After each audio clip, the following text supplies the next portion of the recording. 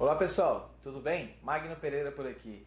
É o seguinte, atendendo um pedido essencialmente dos nossos alunos e também dos mentorandos, resolvi gravar essa aula para poder falar um pouco sobre distribuição de vagas para vereadores, quociente eleitoral. Como entender isso para tomar a melhor decisão, aquilo que envolve a questão do partido, a chapa de vereadores e tudo mais. Olha lá, de forma bem didática, vou explicar toda essa questão em cima do que a gente se prepara para a eleição. Bora aqui, Primeiro entender como que é as fases na distribuição de vagas.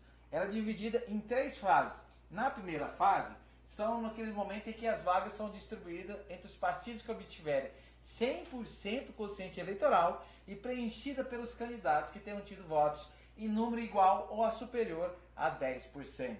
E aí na fase 2, a fase 2 começam a ser distribuídas as sobras. Participam os partidos com sobra da fase anterior e aqueles com pelo menos 80% do quociente eleitoral e os candidatos com votação igual ou superior a 20% desse quociente, certo? E aí na fase 3, ainda havendo vagas residuais, a lei prevê que as cadeiras sejam distribuídas aos partidos que apresentarem as maiores médias. Com a decisão do STF, uma decisão bem recente, permitiu a participação de todas as legendas, independentemente de terem alcançado a cláusula de desempenho. Então, bora comigo, aqui, Então vamos aqui, para vocês bem entenderem e compreender como que é feito isso. Primeiro, o quociente eleitoral. Entender o quociente eleitoral, que ele vem dentro do número de votos válidos apurado no município, dividido pela quantidade de vagas disponíveis. Nesse nosso exemplo aqui, o que eu digo? Eu coloco um exemplo do município que tenha tido 120 mil votos válidos e tenha nesse município 21 cadeiras. Dessa maneira, 5.714 será o quociente eleitoral desse município. E vamos seguir aqui, Quando você entende e você encontrou o quociente eleitoral, que é o 5.714, vamos fazer uma conta aqui para entender a fase 1, como isso acontece, que é identificando o quociente partidário, o chamado QP. O quociente partidário, ele vem pelo número de votos válidos por um partido ou federação, que é dividido pelo quociente eleitoral, ou seja, os 5.714. E aqui, hipoteticamente, eu estou colocando como o partido X tenha conseguido 18 mil votos. E aí divide pelo quociente, que é 5.714. E nesse sentido, encontra-se 3 vagas, porque decimais são desprezadas. E aí, segue aqui para você bem entender. Existe a cláusula de desempenho, a chamada cláusula de desempenho individual. Na cláusula de desempenho individual, o candidato ele precisa alcançar 10% do quociente eleitoral para obter a vaga. 10% de 5.714 é 571 votos. Então, o possível eleito, ele precisa ter acima de 571 votos dentro do desempenho individual mínimo. Essa é a cláusula de desempenho e a gente precisa compreender ela. E aí, bora aqui, Olha só, na fase 2 é chamado a sobra média. E dentro dessa sobra média, para a gente entender aqui, quantidade de votos válidos atribuído ao partido ou federação, dividido pelo respectivo quociente partidário, mais o numeral 1. Com isso, se encontra o quê? Se encontra a média do partido. E aí vamos pegar aqui o exemplo que eu dou para poder facilitar a compreensão. Dentro da fase 2, da distribuição para o encontro da primeira vaga. Aí eu coloquei aqui aquele partido X, que lá eu atribuí a ele 18 mil votos. E com 18 mil votos, com o quociente de 5.714, ele conseguiu 3 vagas. Aí eu acrescento mais o numeral 1, eu vou pegar 18 mil e dividir por 4, e aí eu vou achar essa média desse partido no valor de 4.500. E aí, como forma de bem enumerar, eu coloco aqui o partido Y, e aí eu atribuo ele 14 mil votos. Com 14 mil votos, então ele conseguiu 2 vagas. Dessas 2 vagas, mais o numeral 1. 14 mil dividido por 3 dá 4.666. Nesse exemplo que eu coloco aqui, quem leva a vaga é o partido Y. Por quê? Porque a média dele ficou maior que a média do partido X.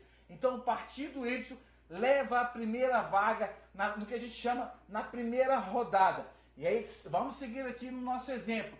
E aí a gente vem para a distribuição da segunda vaga. Como que isso vai acontecer?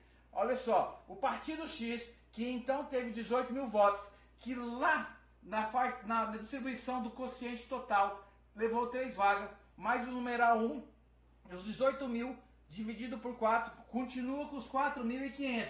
Aí o que é que muda, pessoal? Que aqui o pessoal tem muita confusão e não consegue entender nesse momento. No partido Y, lembra que nós atribuímos a ele 14 mil votos, ou seja, 2 vagas ele conseguiu de forma direta, mais uma vaga ele conseguiu na primeira distribuição de vaga e o numeral 1. Então seria 4. 14 mil votos dividido por 4 dá 3.500.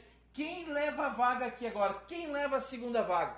Leva a segunda vaga o partido X, que nessa matemática, nessa distribuição da segunda vaga, ficou com 4.500 votos. Aqui que as pessoas conseguem, normalmente faz um pouco confusão. Mas vamos embora seguir, para bem entender isso. Na fase 2, nós temos também a chamada cláusula de barreira e de desempenho, com proporções e números um pouco diferenciados. Poderão concorrer à distribuição dos lugares todos os partidos que participaram do pleito, desde que tenham obtido pelo menos 80% do quociente eleitoral e os candidatos que tenham obtido votos em número igual ou superior a 20% desse quociente.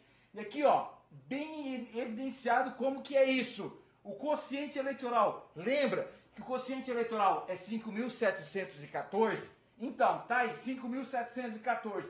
80% dos 5.714 é 4.571, ou seja, a somatória da chapa de candidatos.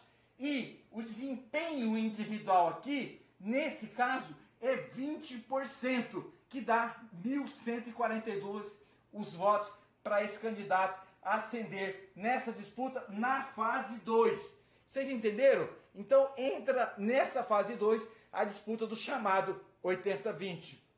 E aí a gente segue aqui, na fase 3, o que acontece? Houve uma mudança, o STF decidiu que nesse momento da fase 3, olha só, havendo vagas residuais, a lei prevê que as cadeiras sejam distribuídas aos partidos que apresentarem as maiores médias. Com a decisão do STF, permitiram a participação de todas as legendas, independente de terem alcançado a cláusula de desempenho. Então, o que aconteceu? Fase 1, pega direto. Fase 2, cálculo matemático. Fase 3, eu costumo brincar que ninguém é de ninguém, todo mundo é de todo mundo. Na fase 3, então a regra ela fica um pouco mais livre na fase 3. O que eu sempre digo para as pessoas, para chegar na fase 3, é apenas as vagas residuais.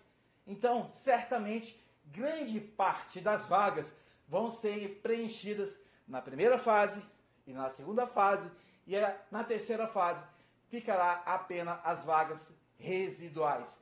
Então, pessoal, entender isso é para poder tomar a melhor decisão, que caminho vai buscar na questão de partido. E aí, não posso deixar para falar para vocês, porque bora aqui, E aí, nosso time, com o trabalho de mentoria Gold e com o trabalho de mentoria Vereador Sim, a gente pode ajudar as pessoas para compreender todas essas coisas e outras cositas más que está num ciclo eleitoral.